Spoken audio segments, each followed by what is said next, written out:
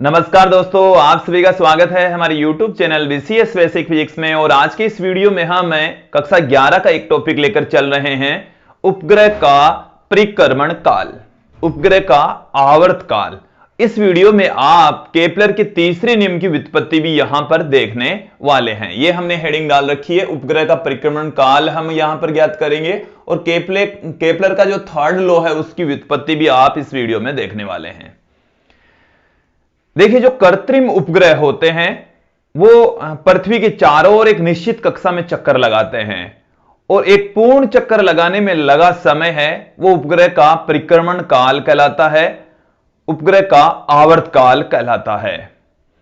देखिए दोस्तों, हम ये जानते हैं कि जो उपग्रह है, कृत्रिम उपग्रह है, वो दो प्रकार के होते हैं, ध्रुवीय उपग्रह तथा भू स्थिर उपग्रह। ध्रुवीय उपग्रह का जो तल होता है वो पृथ्वी के ध्रुवों से होकर गुजरता है, जबकि भू स्थिर उपग्रह पृथ्वी की सतह से स्थिर नजर आते हैं, अलग अलग ऊंचाई पर चक्कर लगाते हैं, और उनके आवर्तकाल का जो समय है वो भी अलग अलग होता है। जो उपग्रह पृथ्वी की सतह से स्थिर नजर आते हैं, अर्थात पृथ्वी का घूर्णन काल उन उपग्रहों के आवर्तकाल के बराबर होता है, तो उनको हम भू स्थिर उपग्रह कहते हैं। उनका आवर्तकाल 24 घंटे का होता है। तो जो भू स्थिर उपग्रह होते हैं पृथ्वी की सतह से स्थिर नजर आते हैं। जैसे समझना कि जैसे जैसे पृथ्वी घूमती है वो उपग्रह भी उसी के अनुरूप घूमते हैं। हमें पृथ्वी पर खड़े व्यक्ति को जो उपग्रह हैं वो स्थिर नजर आते हैं, स्थिर नजर आ रहे हैं, इसका मतलब पृथ्वी पूरा एक चक्कर 24 घंटे में लगाती है। तो वो जो स्थिर नजर आने वाले उपग्रह हैं वो भी पृथ्वी के साथ साथ घूमते हैं और 24 घंटे में एक पूरा चक्कर लगा लेते हैं। तो जो भू स्थिर उपग्रह होते हैं वो एक पूरा चक्कर लगाने में लगा समय 24 घंटे का लेते हैं, अर्थात उनका जो आवर्तकाल परिक्रमण काल होता है वो 24 घंटे का होता है। तो ये तो था भू स्थिर उपग्रह का आवर्तकाल। अब हम बात करते हैं ध्रुवीय उपग्रह, जो पोलर सैटेलाइट है, उनका आवर्तकाल कितना होता है। पृथ्वी की सतह से उनकी ऊंचाई कम होती है और उनका आवर्तकाल लगभग 100 मिनट होता है, लगभग 100 मिनट का उनका आवर्तकाल होता है दोस्तों। अर्थात 100 मिनट में वो एक पूरा चक्कर पृथ्वी का लगा लेते हैं, तो उनका आवर्तकाल या जो परिक्रमण काल है वो 100 मिनट का होता है। तो भू स्थिर उपग्रहों का जो परिक्रमण काल है वो 24 घंटे का, और ध्रुवीय उपग्रहों का जो परिक्रमण काल है वो लगभग 100 मिनट का होता है, क्योंकि ध्रुवीय उपग्रह लगभग 500 से 800 मीटर की ऊंचाई पर चक्कर लगाते हैं, जबकि भू स्थिर उपग्रह हैं वो पृथ्वी की सतह से लगभग 36,000 किलोमीटर की ऊंचाई पर चक्कर लगाते हैं। तो दोनों की जो रेडियस है, वर्ताकार पथ की जो उनकी कक्षा है, उसकी त्रिज्या है, वो भिन्न भिन्न है। उन दोनों का आवर्तकाल है वो भी भिन्न भिन्न है। पृथ्वी की सतह से जितनी अधिक ऊंचाई पर उपग्रह होगा उसका आवर्तकाल भी उतना ही ज्यादा होगा, कक्षीय वेग उतना ही कम होगा, कक्षीय वेग उतना ही कम होगा। तो देखिए दोस्तों, यहां पर हम फाइंड आउट करेंगे किसी उपग्रह का परिक्रमण काल। तो पहले तो मैं डेफिनेशन पुट कर देता हूं। परिक्रमण काल का अर्थ क्या है कि किसी उपग्रह द्वारा किसी उपग्रह द्वारा ग्रह के चारों ओर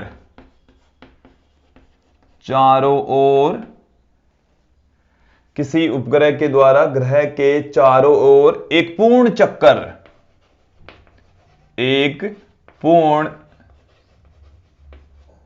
चक्कर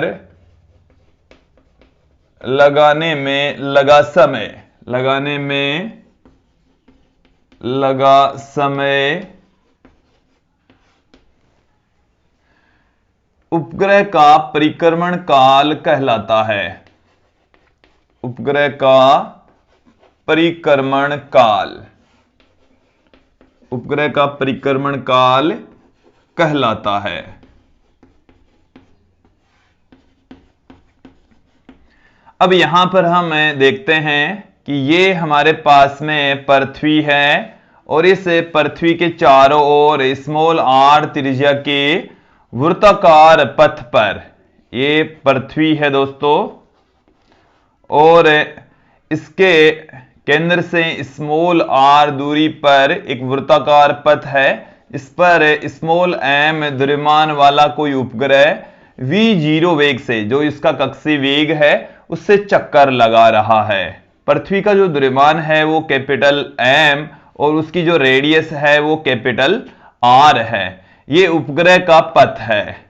जो उपग्रह पृथ्वी के चारों ओर चक्कर लगा रहा है उस उपग्रह का पथ है वृत्ताकार, उसकी जो रेडियस है वो स्मॉल r है। ये पृथ्वी की सतह से स्मॉल h ऊंचाई पर चक्कर लगा रहा है। तो यहां पर इस डायग्राम में जो बातें हमने लिखी है, पुट की है, वो मैं यहां पर पुट कर देता हूं कि हम यहां पर कंसीडर कर लेते हैं कि माना स्मॉल m द्रव्यमान वाला कोई कृत्रिम उपग्रह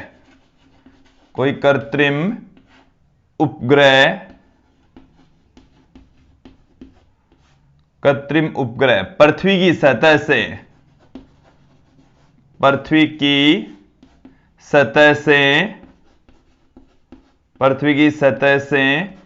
स्मॉल h ऊंचाई पर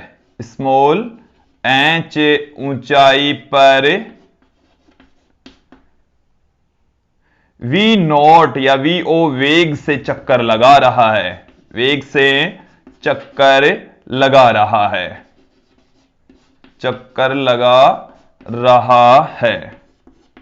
जो उसकी वेलोसिटी है, कक्षीय वेग है, वो है v0। तो दोस्तों यहां पर हमें पता है कि जो उपग्रह है उसका वेग कितना है, उसके वृत्ताकार पथ की त्रिज्या कितनी है। तो एक पूर्ण चक्कर लगाने में लगा समय, उस उपग्रह के द्वारा पूर्ण चक्कर में तय की गई दूरी तथा उसका कक्षीय वेग का जो अनुपात होता है वो उसके परिक्रमण काल के बराबर होगा। यहां पर आप देखेंगे उपग्रह का परिक्रमण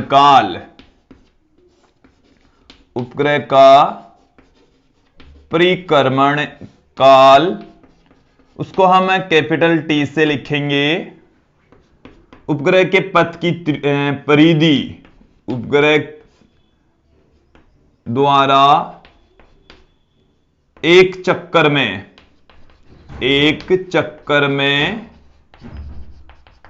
तय की गई एक पूरे चक्कर में तय की गई दूरी बट्टा उपग्रह का वेग। अब यहां पर देखेंगे जो परिक्रमण काल है उसको हम T से पुट करें और उपग्रह के द्वारा एक पूर्ण चक्कर में तय की गई दूरी, यहां पर ये स्मॉल r त्रिज्या के वृत्ताकार पथ पर चक्कर लगा रहा है, तो इसकी परिधि के बराबर ये दूरी तय करेगा और जो परिधि है वो हो जाएगी 2 पाई r। तो परिधि तो हो गई है दोस्तों 2 पाई r, और उपग्रह का जो वेग होता है वो कक्षीय वेग के बराबर होता है, और जो कक्षीय वेग होता है किसी भी उपग्रह का वो होता है दोस्तों अंडररूट में कैपिटल G कैपिटल M बट्टे में स्मॉल r। यहां पर इसकी वैल्यू पुट कर दीजिए, कैपिटल T बराबर 2 पाई r। ये v0 की वैल्यू यहां पर पुट करेंगे तो capital G capital M small r ऊपर चला गया। दोनों तरफ से वर्ग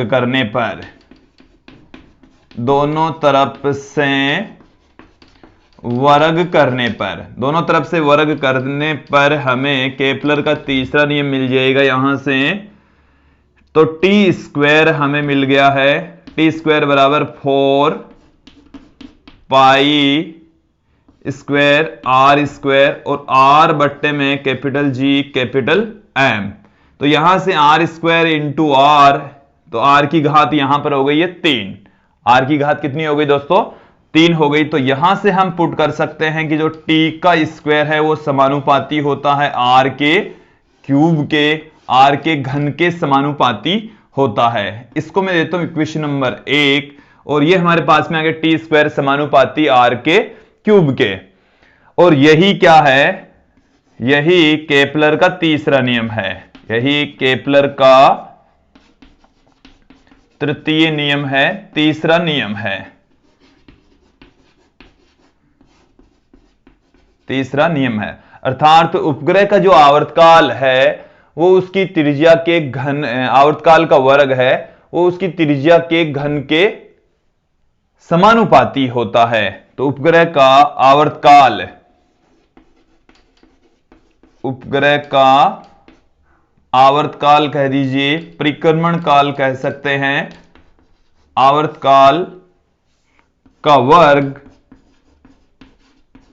आवर्तकाल का वर्ग उसके पथ की त्रिज्या के, उसके पथ की त्रिज्या के घन के समानुपाती होता है, घन के समानुपाती, घन के समानुपाती होता है। यही केपलर का तीसरा नियम है, यहां पर हमने इसको प्रूफ भी कर दिया है। आवर्तकाल का वैसे फॉर्मूला ये समीकरण 1 में जो आया है वो हमें प्राप्त हो चुका है। समीकरण 1 के अकॉर्डिंग हम किसी उपग्रह के परिक्रमण काल या आवर्तकाल को पुट कर सकते हैं। इसको दूसरी फॉर्म में भी देखते हैं। दोस्तों अब हम इस आवर्तकाल के फॉर्मूले को दूसरी फॉर्म में पुट करते हैं। यदि हम यहां पर ये कंसीडर कर लें कि जो उपग्रह है वो पृथ्वी की सतह के लगभग नजदीक चक्कर लगा रहा है, अर्थात पृथ्वी की सतह से उसकी ऊंचाई यदि बहुत कम होती है, तो उस कंडीशन में जो आवर्तकाल है उसका फॉर्मूला क्या हो जाएगा कि यदि उपग्रह पृथ्वी की सतह के, पृथ्वी की सतह के नजदीक चक्कर लगा रहा है, नजदीक चक्कर लगा रहा है, नजदीक चक्कर लगा रहा है, तो देखिए दोस्तों, हाँ नजदीक चक्कर लगा रहा है तो उस कंडीशन में हमें कैपिटल आर की तुलना में ये जो स्मॉल एच है, पृथ्वी की सतह से जो उपग्रह चक्कर लगाता है उसको हमें बहुत छोटा लेकर चलेंगे और इस कैपिटल आर की तुलना में इस एच को नगण्य मानकर छोड़ देंगे। तो इसका मतलब ये हुआ है कि आर है वो काफी बड़ा है स्मॉल एच से, अतः आर प्लस एच लगभग बराबर होगा आर के। अर्थात ये हुआ कि आर की तुलना में, कैपिटल आर की तुलना में स्मॉल एच को नगण्य मानने पर, स्मॉल एच को हमने क्या मान लिया, नगण्य मान लिया, नगण्य मानकर इसको छोड़ दिया है दोस्तों। अब यहां पर ध्यान देंगे, हमारे पास में आवर्तकाल का फॉर्मूला है समीकरण 1 के according T equal to 2 pi r under root में स्मॉल आर अपॉन में कैपिटल जी कैपिटल एम। तो यहां से इसको हम क्या पुट कर सकते हैं, T इक्वल टू, इसको हम इस तरीके से लिख सकते हैं कि ये जो 2 पाई आर, आर की जगह हम लिख देंगे कैपिटल आर प्लस एच, और यहां पर स्मॉल आर की जगह हम पुट कर देंगे capital R plus H upon में कैपिटल जी कैपिटल एम। और जब हम r प्लस एच को इस कंडीशन में, इस स्थिति के अंदर, ये एक विशेष स्थिति हमने ली है, r प्लस एच को हम r पुट कर सकते हैं, तो हम इसे लिख सकते हैं 2t बराबर 2 पाई कैपिटल R अंडररूट में r बट्टे में कैपिटल G कैपिटल M। इसे हम इस तरीके से भी लिख सकते हैं। हम यदि इसको r से ऊपर नीचे मल्टीप्लाई कर दें तो ये तो हो जाएगा r स्क्वायर, और ये हो गया capital G capital M into में R, इंटू में R। और देखिए ये जो कैपिटल G कैपिटल M बट्टे में R स्क्वायर है, इसको हम स्मॉल g पुट कर सकते हैं, इसको स्मॉल g लिखा जा सकता है। तो देखिए जो फॉर्मूला हम यहां पर यूज में ले रहे हैं वो समझ लेंगे आप लोग, कैपिटल G कैपिटल M बट्टे में R स्क्वायर ये होता है, हम जानते हैं। इसको इसमें अप्लाई करेंगे, जब इसको इसमें अप्लाई करेंगे तो हमें क्या मिलेगा, 2 पाई, ये 2 पाई तो है ही। अब यहां पर देख लीजिए, चलो एक पद में और बढ़ा लेता हूं, जो कैपिटल जी कैपिटल एम बट्टे में आर स्क्वायर, इसकी जगह हम स्मॉल जी पुट कर देंगे, तो ये हमारे पास में आ गए स्मॉल जी इंटू में कैपिटल आर। अब इस कैपिटल आर को जब हम अंडररूट के अंदर ले जाएंगे तो अंडर के अंदर ले जाएंगे तो इसका स्क्वायर हो जाएगा कैपिटल आर स्क्वायर बट्टे में हमारे पास में जी इंटू में कैपिटल आर पड़ा ही है। कैपिटल आर से कैपिटल आर कैंसिल हो गया। हमें टी बराबर क्या मिलेगा 2 पाई अंडर में कैपिटल आर अपॉन में जी मिलने वाला है। ये हमारे पास में आवर्तकाल का फॉर्मूला आ गया है। यह आवर्तकाल का फॉर्मूला तब है जब कोई उपग्रह पृथ्वी की सतह के लगभग नजदीक चक्कर लगा रहा होता है। तो दोस्तों ये था किसी उपग्रह का परिक्रमण काल या आवर्तकाल का फॉर्मूला, और मुझे उम्मीद है आप लोगों को ये जो वीडियो है वो अच्छे से समझ में आया होगा। आज के इस वीडियो में इतना ही। धन्यवाद दोस्तों।